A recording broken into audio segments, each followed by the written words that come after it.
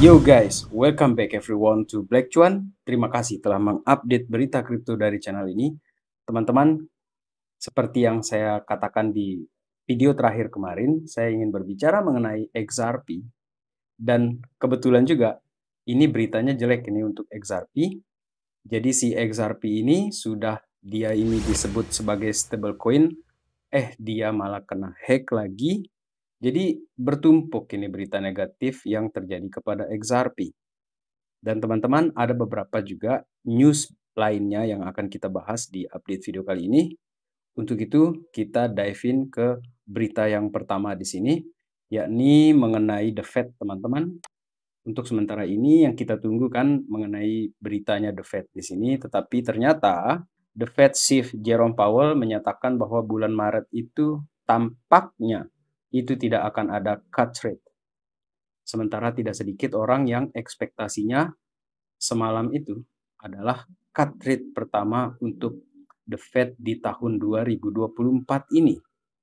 Akan tetapi nada-nadanya ini nggak akan ada cut rate dulu ini. Jadi kita mau tahan dulu sampai ekonomi ini stabil. Ya seperti itulah dia menyatakannya teman-teman. Dan apa yang terjadi juga bertepatan dengan hal tersebut teman-teman. Per tanggal 31 Januari 2024 ini New York Community Bank Corp crash dividend cut. Kemudian dan ini adalah surprise loss. Dan ini adalah chart yang mingguan untuk stoknya mereka dan ini terjadi tumbang. Tumbangnya ini dalam sekali, ini jurang, ini cliff ini di sini nih jurangnya cukup dalam ya teman-teman. Jadi 37% minusnya mereka, kemudian investor ini kaget kan karena dividen ini dikurangi dan financial loss ini akhirnya membuat muncul pertanyaan mengenai stabilitas keuangan dari institusi tersebut. Wah, ini parah ini kalau sudah begini ya. Dan apakah The Fed akan suntik-suntik lagi ini bank-bank yang sudah di ujung tanduk mau tumbang ini? Kita akan lihat nanti bagaimana The Fed akan merespon. Karena untuk sementara ini kita tahu teman-teman, di tahun 2024 ini The Fed meetings di 2024 ini akan dimulai lagi nanti itu di Maret. Dan Maret ini yang dia katakan belum akan cut rates. Kemudian ada April, Juni, Juli, September, November, Desember. Di manakah di posisi bulan-bulan ini dia akan melakukan cut rates? Tidak sedikit orang yang percaya bahwa Maret dia akan melakukan cut rates. Jadi apa yang disampaikan tadi malam itu kayak drama-drama gitu lah. Dan dalam hal ini untuk saya pribadi ya, saya beropini di sini teman-teman. In my opinion, kemungkinan besar paling telat itu di April.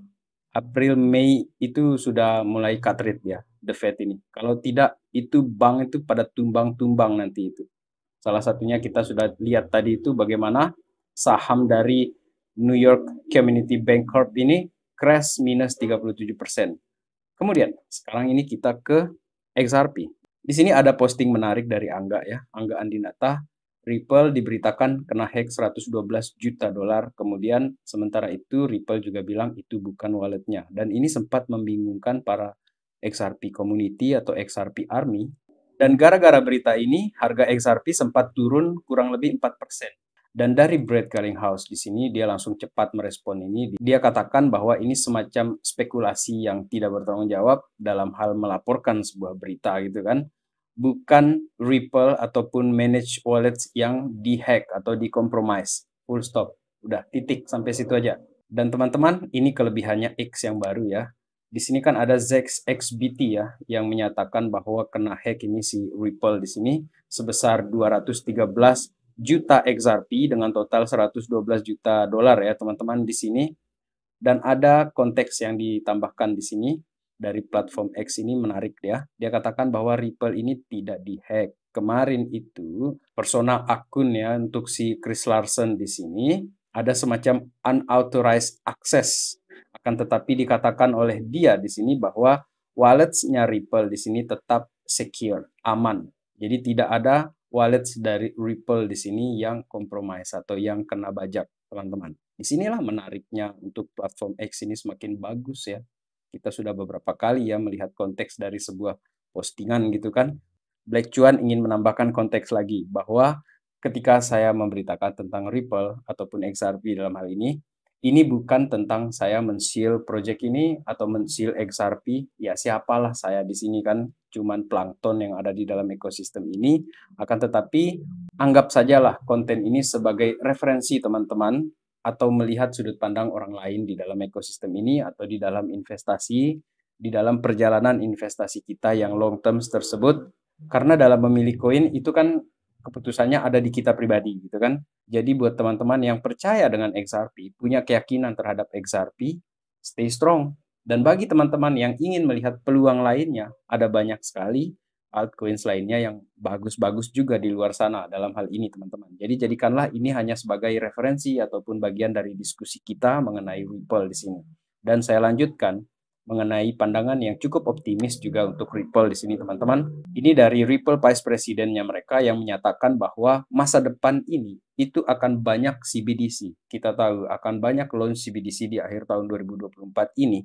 Oleh karena itu dia berpikir bahwa 90% nanti ini keuangan internasional ini akan didominasi oleh central bank digital currency and tokenized asset.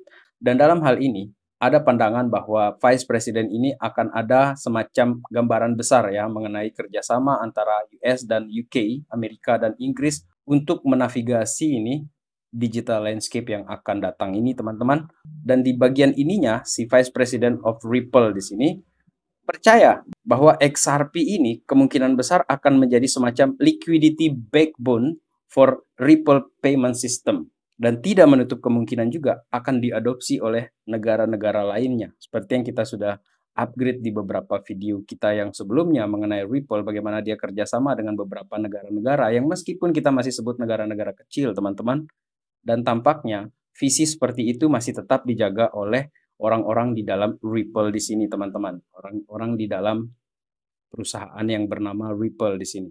Dan apabila ada juga sahabat Black Cuan yang kemungkinan sudah meninggalkan XRP atau beralih ke koin lain, coba tulis pendapat kalian di kolom komentar. Saya ingin tahu pendapat kalian tentang XRP ini, baik yang positif ataupun yang negatif, teman-teman.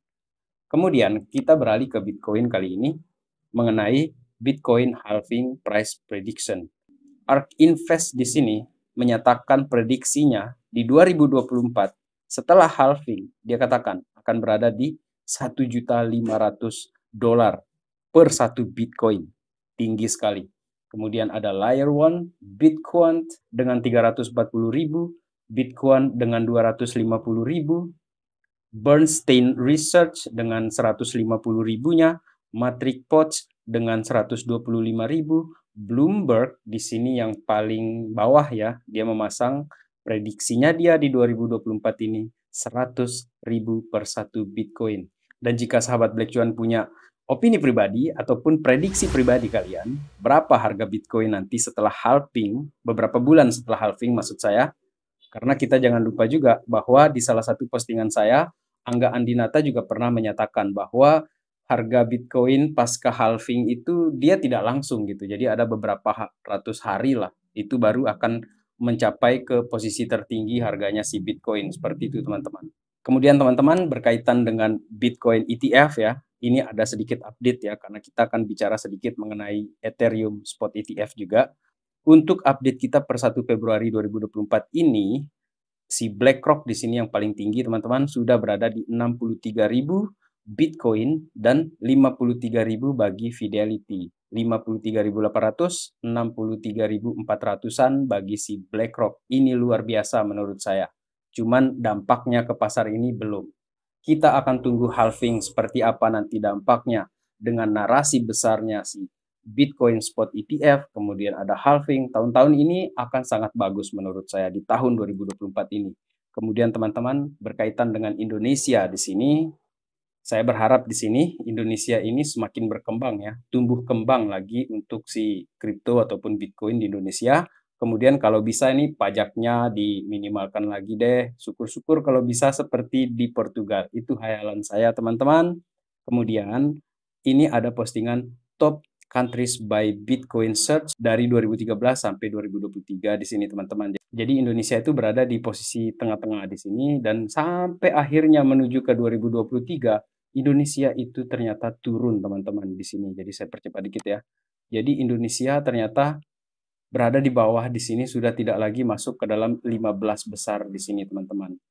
Salah satu penyebabnya menurut saya itu adalah karena mungkin kebanyakan para traders ataupun investor bermain di exchange luar, teman-teman, untuk menghindari pajak yang mungkin ada di Indonesia. Jadi itu pun pendapat saya. Maka dari itu, menurut saya juga di sini semoga pajaknya bisa dikurangi. Jadi kan minimal-minimal lah pajaknya, biar rame gitu kan orang Indonesia. Kemudian teman-teman, kalau tadi kita berbicara mengenai Bitcoin Spot ETF yang dampaknya ini masih belum ya, masih belum. Satu hal yang menarik juga di sini adalah mengenai Ethereum Spot ETF yang sempat di delay ya atau dipospon oleh SEC. Di sini ada salah satu pandangan dari Geoffrey Kendricks di sini, Head of Standard Chartered Banks di sini yang menyatakan bahwa di tanggal 23 Mei tahun ini Ethereum itu akan di-approve oleh SEC. Jadi teman-teman, ini senada dengan apa yang dikatakan oleh Michael van der Poel. Market cap dari altcoins ini tampaknya akan naik 50-80% sehingga dia nanti mencapai di 1,25 triliun dolar di sini di dalam 2-3 bulan ke depan. Dan ini kayaknya timingnya sesuai gitu kan sama apa yang dikatakan oleh Geoffrey Kendricks di sini mengenai Ethereum Spot ETF yang kemungkinan besar akan di-approve di bulan Mei tersebut, teman-teman. Jadi ini juga terjadi kayaknya pasca halving nih. Kalau halving terjadi mungkin di akhir April atau pertengahan April seperti itu, maka si altcoin market ini juga kemungkinan besar akan spike dia di sini untuk market cap-nya si altcoins, teman-teman. Itu prediksi dari City Twitter yang luar biasa ya, analis luar biasa, Michael van der Poel. Kemudian bagian terakhir video ini saya ingin berbicara sedikit mengenai GameFi ya, token-token GameFi. Ini adalah token-token yang Black Chuan punya juga di sini. Teman-teman, not financial advice di sini, karena token-token seperti ini bisa naik tinggi, bisa juga turun yang dalam sekali. Oleh karena itu, harap untuk bagian yang ini betul-betul harus Dior dan keputusan untuk membeli koin-koin ini betul-betul berdasarkan manajemen risiko kita secara pribadi dalam hal ini, teman-teman. Dan saya tidak mengajak kalian untuk membeli salah satu koin ini, hanya saja bagian dari sharing dan diskusi saja. Ada yang bertanya kepada saya, TLM itu gimana bang? Oke, TLM ini sedang terjadi penurunan, teman-teman. Jadi dia tidak spike yang tinggi seperti yang terjadi di koin-koin lainnya.